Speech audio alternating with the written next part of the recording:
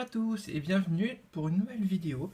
Aujourd'hui on va s'ouvrir 5 boosters XY10 dans Awakening of Psychic King. C'est la version japonaise des boosters, comme vous pouvez le voir ici avec le méga Alakazam. Et en français ça s'appellera, il me semble, prélèvement des destins ou un truc comme ça. Je retiens jamais ce fichu nom. C'est Impact des destins, voilà. Impact des destins, pas prélèvement des destins, ça c'est une attaque Pokémon. Ouais, du coup, on va commencer par notre premier booster. Donc, notre première ouverture, on avait eu quand même d'assez jolies cartes. On va voir si on va pouvoir avoir de belles cartes également. Donc, en japonais, on prend la dernière carte, on la met devant. Et on commence assez bien avec ce magnifique terrain. Donc, en fait, là, il fait jour et là, il fait nuit. Je trouve ça assez marrant. Les doubles terrains comme ça. On a un petit Stracy, donc qui bof. Ouais, bof, ouais, bof. Un Chenizel. Il est pas moche. Bon, j'aime pas ce Pokémon, mais c'est vrai que l'illustration est quand même assez travaillée. On peut le souligner. Oh, un Vosturno. Alors, je parie, ce Pokémon, je le trouve très moche. Mais l'illustration est quand même bien faite. Hein. Et oh, bah, déjà, une ex. Oh non, Planeta, ça va être moche alors. Ouais. Bon, bah, on a un Alakazam ex. Mais Planeta, il s'est vraiment pas dessiné ce mec. Hein. Oh là là, c'est. Je sais pas, il est pas moche, mais j'aime vraiment pas là sa tête là en fait. C'est mal fait, je trouve. Bon, en tout cas, ça fait quand même plaisir d'avoir un Alakazam X, hein, donc je vais peut-être pas trop râler, mais j'avoue que j'aurais préféré avoir une plus jolie, une belle holographique plutôt qu'une X pas très belle. De toute façon, je déteste Planeta. Ça, ça c'est sûr. Donc, par contre, j'ai oublié de préparer les sleeves. Alors hop, donc ça c'est les nouvelles sleeves qui sont sorties avec la série, donc les sleeves Zygarde en forme 100%. Donc on va le mettre sous sleeve. Bon, c'est déjà pas mal, on ouvre un booster, on a une ultra. C'est quand même, ça fait plaisir, oui, j'avoue, ça fait bien plaisir. Allez, on reprend. Ah oui, bon, comme vous savez, j'aime bien prédécouper les boosters histoire que ce soit moins long. Mais vous inquiétez pas, ils ne sont absolument pas triés. De toute façon, après, vous croyez ce que vous voulez. Moi, ça m'est bien égal. Ah bah tiens, on tient le lien spirituel de Méga Alakazam, donc, qui permet de, quand on fait évoluer Méga Alakazam, quand on fait évoluer un Alakazam en Méga Alakazam, s'il tient cet objet, on peut attaquer le tour tout de suite, sinon il faut attendre un tour. Voilà, c'est la contrepartie des méga évolutions.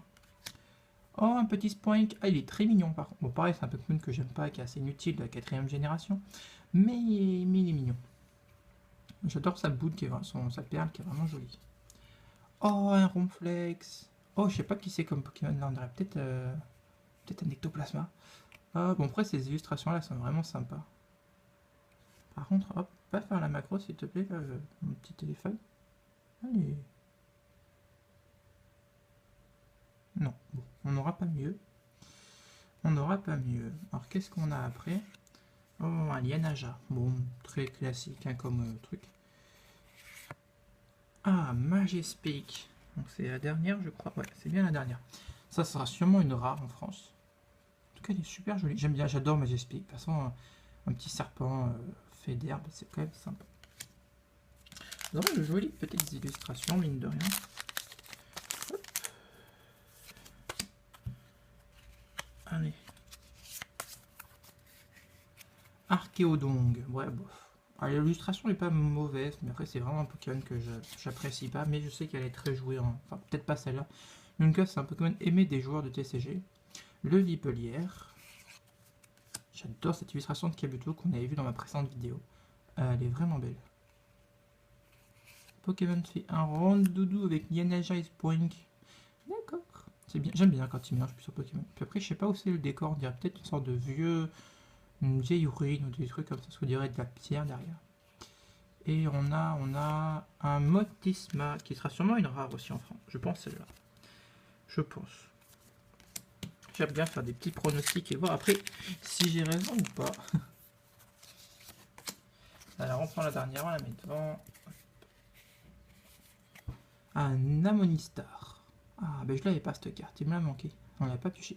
L'illustration est vraiment jolie. J'adore quand c'est un peu ténébreux. On peut voir un autre Amonistar ici. On peut voir un panneau comme si c'était l'apocalypse et qu'ils étaient en train de reprendre la ville. C'est vraiment classe.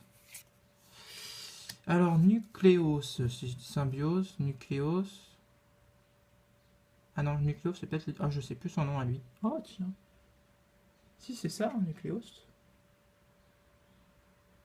Oui, c'est ça, ça doit être Nucleus. Au pire, vous dites-moi en commentaire si je me suis trompé ou pas. Chenise, le retour.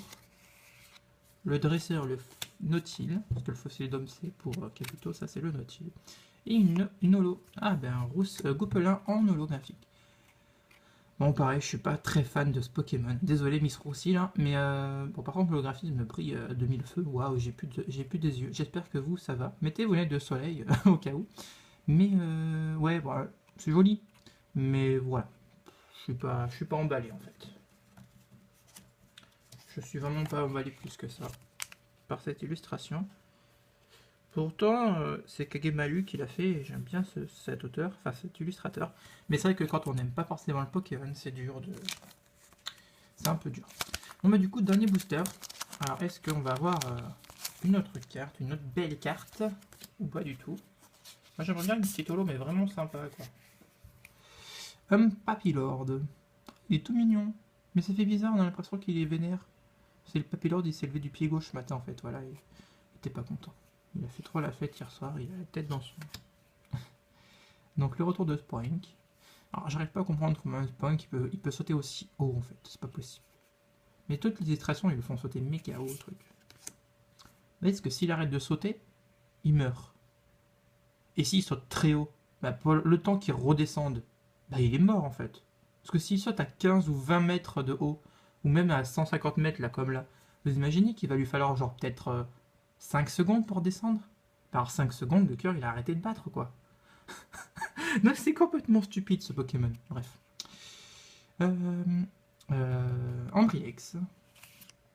On a beaucoup de doubles dans cette ouverture comparé à la première ouverture.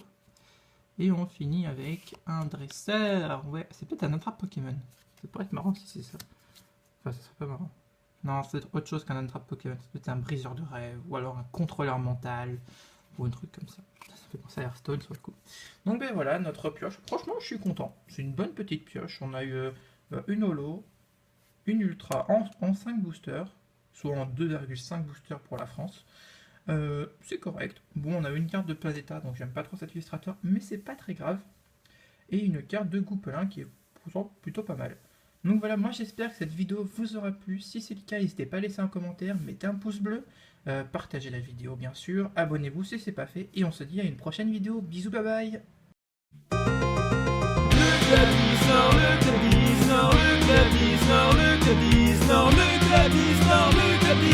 Si tu en as l'envie, abonne-toi. Il n'y a que des copains passionnés, armés de leur camé, leur trépied. Ils sont tous vraiment sympathiques. Quand ils font des lives, tout le monde rapplique. Ils sortent leur booster pour choper des ultras. Ils posent les blisters et les quotas. Ils sont tous là pour partager entre collectionneurs et abonnés.